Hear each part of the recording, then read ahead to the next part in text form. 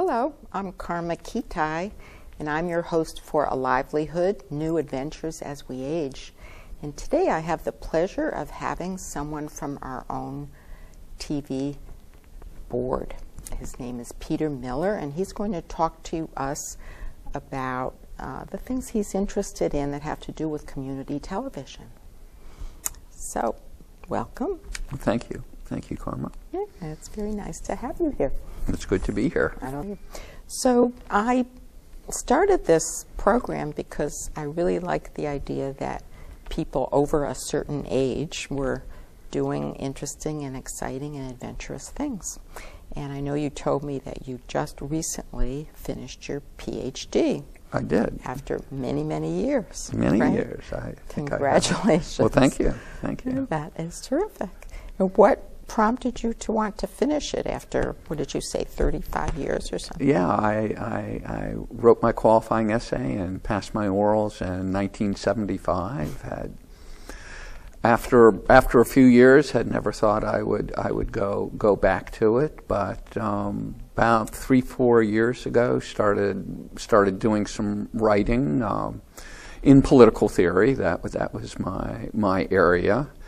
And then, sort of had an epiphany about how I wanted to finish it up, and had an opportunity to sort of change my original focus and to do it in political theory and community media and technology, which is the kind of work I've been doing for the last 30-some years. It must have been quite a challenge to get your university to agree to have you come back and finish. It certainly was. It was certainly a challenge, and one of the sidelights that sort of developed that's been totally unexpected is, since my story has gotten out and by word of mouth, here and there, is periodically I get phone calls or emails from people saying, "Gee, I hear you were a long time ABD." That's the official acronym, all but dissertation, and I am too. And can you give me some advice and be helpful? And I've actually started doing that over the last year. Right. Do you feel that, having accomplished that now, that's opened doors for you or changed the nature of the things that you're able to do? I think it certainly has. I think no matter what age you are, when you complete a dissertation, it's both a kind of culmination of things that you've been doing for a long time. And in my case, especially since I was able to tap into the work I've done in community media and technology, it was sort of like a fulfillment of 30 years of work.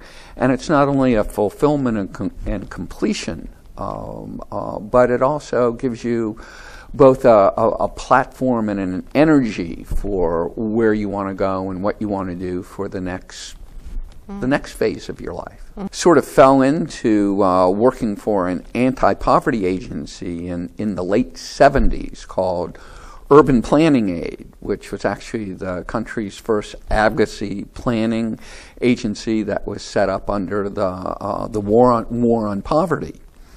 And it was a multi-service agency, and one of the things they had was they had a community media program where they would train organizations, community groups, and how to do their own leaflets, flyers, newsletters, newspapers, and this was all pre-computer. And along with that, they would teach organizations how to produce slideshows and videos. And this was just when community cable access had become a reality. And one of the things that was done at Urban Planning Aid is they wrote a guide called the Cable Book, which showed people in communities how they can organize and develop community cable access centers. And this was a project that helped communities throughout eastern Massachusetts, across the country, develop community cable access centers. So I was going to say maybe that's why there are so many towns in Massachusetts that do have their own cable networks? Well, I think it's part of the reason that there's both a history and a vital number of community cable access centers throughout the area. They certainly help other centers develop and mushroom and grow. Yeah, so I know, since my experience has been here in Brookline Access TV, and it's been a wonderful experience for me. This is, I think, the 4th year I've been doing this show, and we have a fantastic facility here with all kinds of assistance. But my sense is that your interest is really in making, this accessible to people who maybe don't have that much education or money. And so do you want to talk about that a little bit? Well, sure, and I think that was an original purpose of community cable access, as much as community computing, community technology centers in general. That there were a lot of people in the 80s and 90s, particularly, who were interested in trying to get this emerging technology, computer technology, media technology, into the hands of people who don't ordinarily have access to it. Television, telephony, the internet are all starting to merge, and we're able to do audio visual programming on a variety of different sort of platforms. And as this develops, I think there's a widespread interest in these resources being available to people whose voices aren't ordinarily heard. So I know you mentioned to me that you have an interest in, for example, making community television, community access television, more accessible to people who live in assisted living, for example.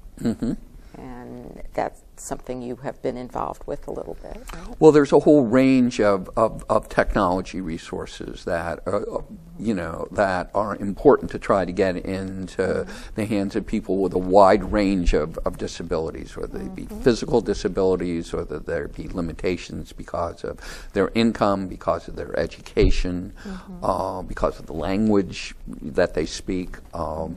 And one of the things I've been able to do is work with a number of organizations that work with these specific kinds of populations. So that the organization that I was fortunate to be the director of through much of the 90s, called the Community Technology Centers Network, ctcnet.org, which was a sort of overarching organization that helped a whole range of community agencies develop these programs. Was in a position to, we were in a position to work with a number of these specialty networks that developed over the 80s and 90s. So that the Alliance for Community Media, which is the national organization that supports specifically community cable access centers, we worked with them to essentially expand the kind of offerings they were providing in their community. So it was not just, traditional cable TV, but a whole range of